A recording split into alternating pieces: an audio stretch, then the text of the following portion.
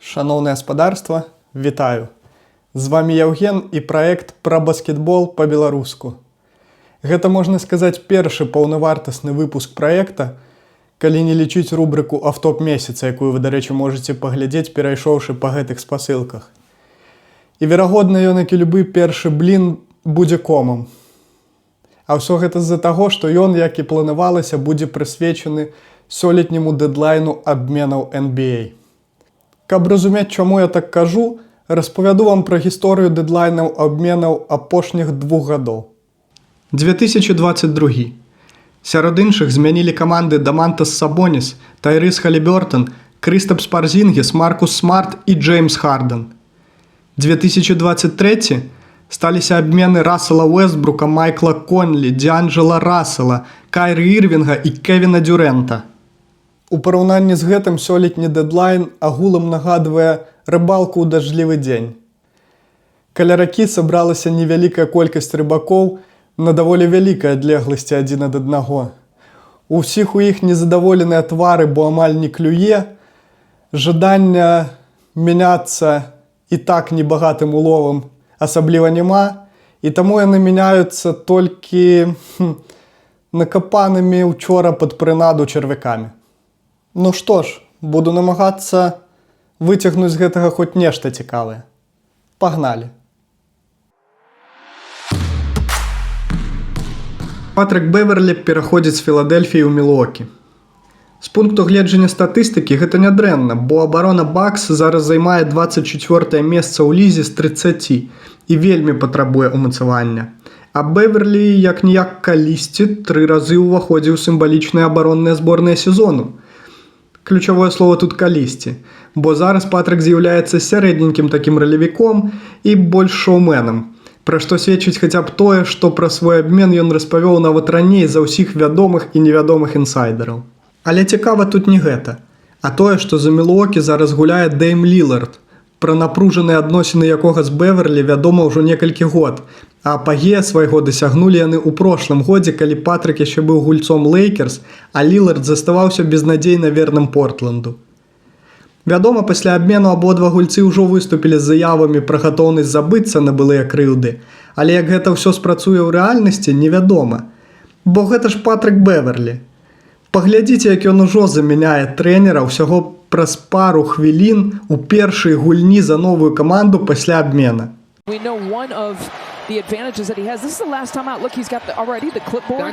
Give me my clipboard. He's talking. It's your first day here. It's like he's been here for 5 months already instead of 5 minutes. I love seeing that. Just again, talk about. Детройт Пістонс у гэтым сезоне робіць дрэнна, здаецца, проста ўсё. Гістарычны рэкорд па паразах запар, апошняе месца ў лізе, і ўсё гэта пры тым, што іх трэнер атрымоўвае адну з самых высокіх зарплат у NBA. А тут яшчэ і Нікс скралі ў іх Баяна Богдановича і Алека Бёркса, не аддаўшы ім пры гэтым ніводнага драфт-піка першага раунда драфта. Шаноўны генеральны менеджер Детройта Трой Вівер. Калі ласка, падміргніце адзін раз, калі вы маеце нейкі геніяльны план, незразумелы пакуль нікому апроч вас, альбо падміргніце 2 разы, калі вас трымаюць у закладніках і прымушаюць развальваць каманду. Меркаваны распродаж Чикаго Буллс так і не адбыўся. Па-першае, таму што босы Чикаго чакаюць касмічных кампенсацый за сваіх гульцоў, а асабіста я ў выпадку з Алексам Каруза з гэтым згодны. А па-другое таму, што і так нікому асабліва пакуль не патрэбны Зак Лавін зламаўся зусім незадоўга да дэдлайна і не зможа гуляць як мінімум да канца сезона. Ну што ж, такое бывае. Шмат словаў напярэдадні, а як даходзіць да справы, адбываецца проста пшык. І не заўсёды ёсць у гэтым вінныя, проста так складаюцца абставіны. Бадзі Хілд пераходзіць у Філадельфію ўзамен на Маркуса Морріса, Фуркана Каркмаза і 3 драфт-піка другога раунда. 76-е жадалі свайго снайпера, яны яго атрымалі.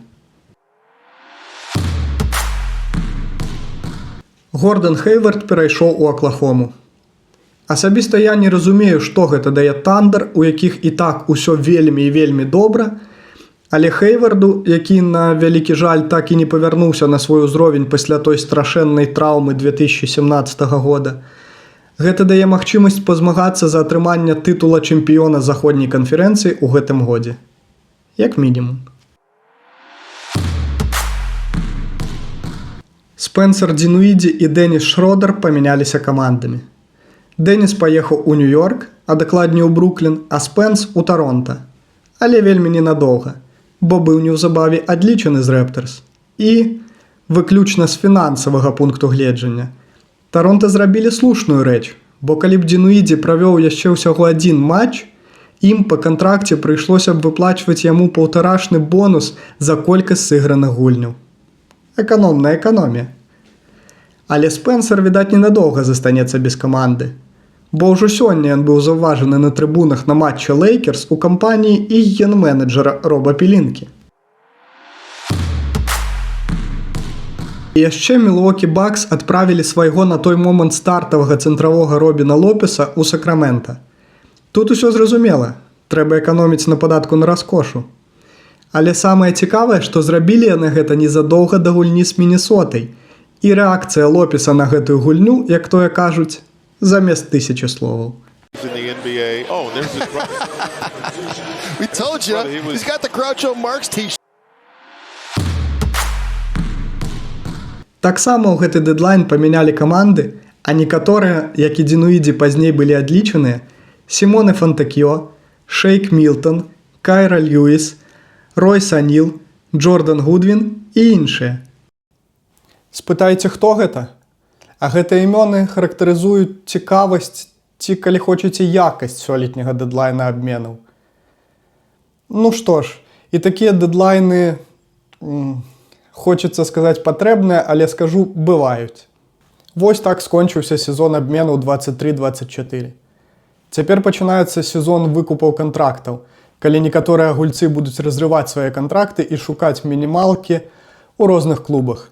Пажадана, вядома, клубах-кантендерах. І сёлета, як мы бачым, гэты перыяд можа быць нават больш цікавейшым, чым сам дэдлайн абменаў. Як мінімум будзе цікава паназіраць за далейшым лёсам Спенсера Динуиди ці, магчыма, Кайла Лаўры. А з вамі быў Яўген і першы паўнавартасны выпуск праекта пра баскетбол па-беларуску. Наступным разам мы з вамі сустрэнемся, каб абмеркаваць All-Stars Weekend. І ўжо пасля гэтага, як я маркую, перайдзем да штотыднёвага агляда навіны падзей NBA. А пакуль чакайце наступнага выпуска, падпісвайцеся на соцсеткі праекта і хай будзе баскетбол.